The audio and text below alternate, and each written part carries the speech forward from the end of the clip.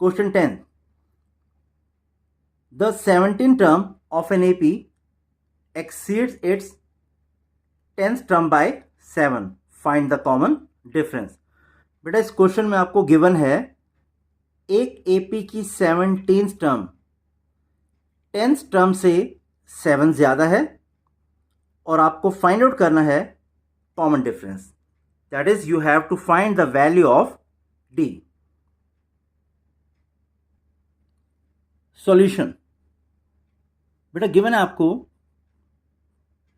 17 term of an AP exceeds the 10th term by 7.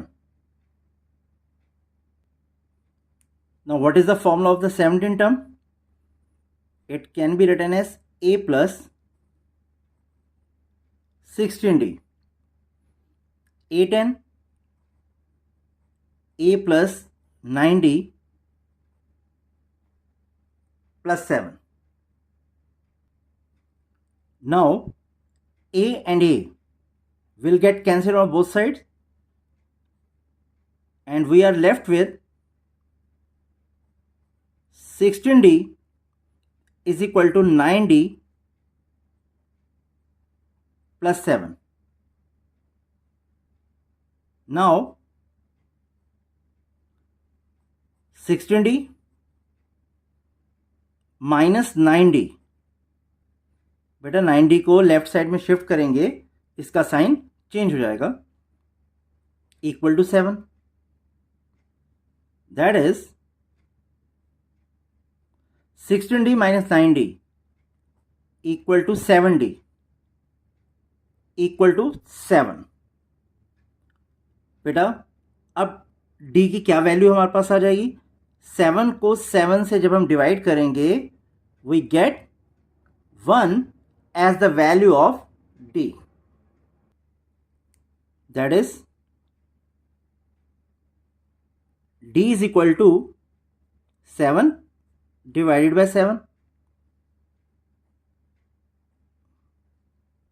D is equal to 1. और ये common difference बेटा आपने find out करना था. Question 11. Which term of the AP 3, 15, 27, 39 so on will be 132 more than its 54 term.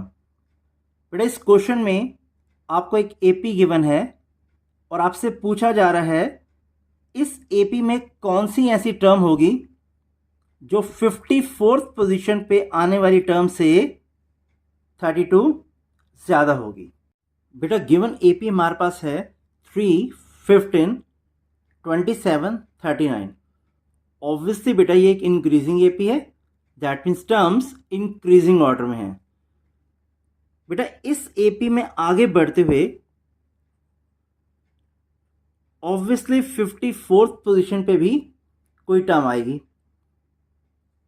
अब आपसे पूछा जा रहा है कि 54th पोजीशन पे जो भी टर्म आ रही है अगर उसमें हम 132 ऐड कर दें तो जो रिजल्टेंट नंबर आएगा उसकी पोजीशन क्या होगी. दैट मीन्स वो नंबर किस पोजीशन पे लाई करेगा. तो बेटा हम सपोज करते हैं वो नंबर इस एपी की nth पोजीशन पे आएगा. दैट मीन्स जो ये रिजल्टेंट नंबर है वो एपी की nth टर्म होगी. Solution. Suppose the nth term of the given AP be 132 more than the 54th term. तो बेटा कंडीशन हमारे पास है कि nth टर्म 54 टर्म से 132 ज़्यादा है. मैंने भी एक्सप्लेन भी किया बेटा इसे. नाउ गिवन AP आपके पास है 3, 15, 27, 39 so on. So what is the value of A? 3. D. A2 minus A1 which is equal to 15 minus 3, that is equal to 12. Now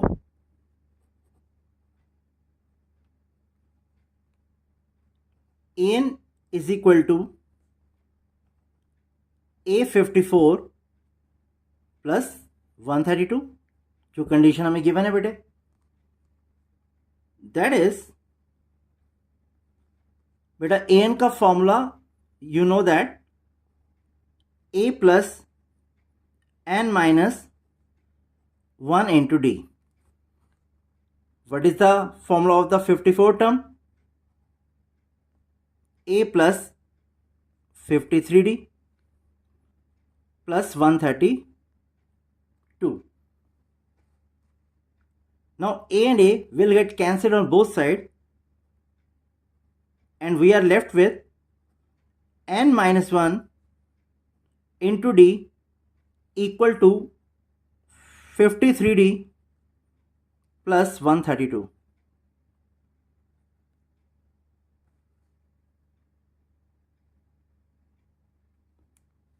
Putting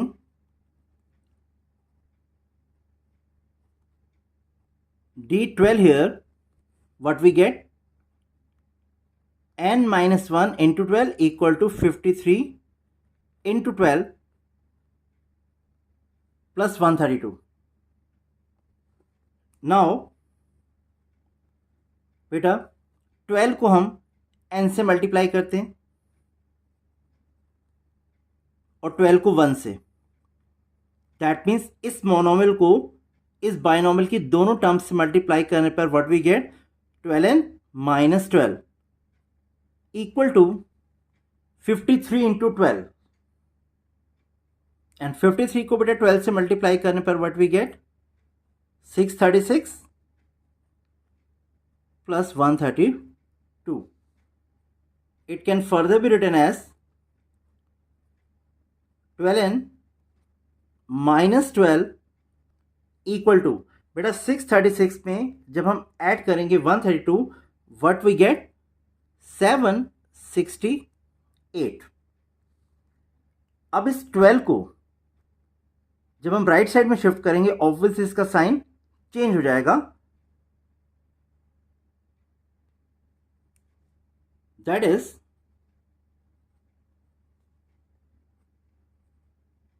12n is equal to 768 plus 12.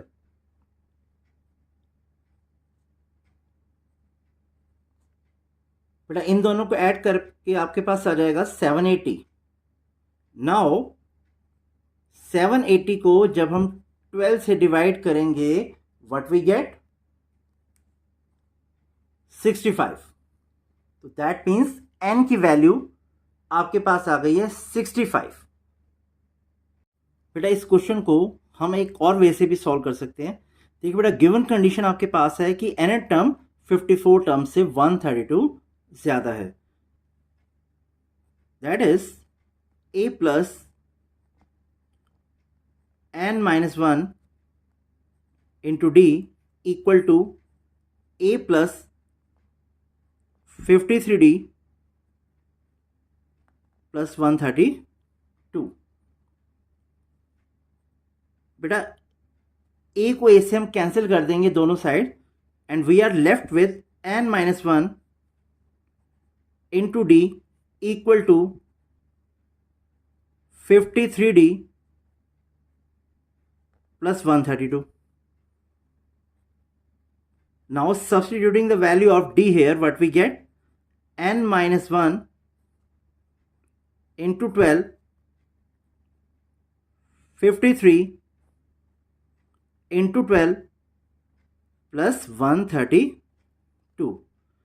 बेटा इससे पहले मैंने आपको सिखाया था इस मोनोमियल को इस बाइनोमियल की दोनों टर्म्स से मल्टीप्लाई कर रहे हैं. नाउ इस केस में, दैट मीन्स सेकेंड मेथड में या वे में, हम इसको एज इट इज रहने देते हैं. और बेटा 53d, दैट मीन्स 53 इंटू 12, और बेटा 132 को आप लिख सकते हैं 11 इंटू 12। नाउ बेटा इन दोनों टर्म्स में से 12 हम कॉमन ले लेते हैं, n-1 इंटू 12, और ऑब्वियसली बेटा इन दोनों टर्म्स में से जब हम 12 कॉमन लेंगे we are left with 53 plus 11। Now cancelling 12 on both sides, we are left with n minus 1 equal to 53 plus 7 plus 11. That is 64. बेटा -1 को राइट साइड में शिफ्ट करेंगे, इसका साइन चेंज हो जाएगा and what we get 65 as the value of n. Here it is. Therefore, 65th term of the given AP will be 132 more than the 54th term.